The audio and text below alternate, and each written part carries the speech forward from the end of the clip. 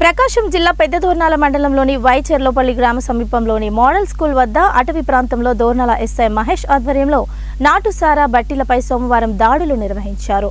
అటవీ ప్రాంతంలో నాటుసారా తయారీకి ఉపయోగించే 1000 లీటర్ల బెల్లం ఊటను స్వాధీనం చేసుకున్నారు. నాటుసారా తయారు చేసిన, అమ్మిన, మద్యం అమ్మిన, బెల్ట్ షాప్ నిర్వహించిన వారిపై కేసులు నమోదు చేస్తామని హెచ్చరించారు. ఈ కార్యక్రమంలో సిబ్బంది పాల్గొన్నారు.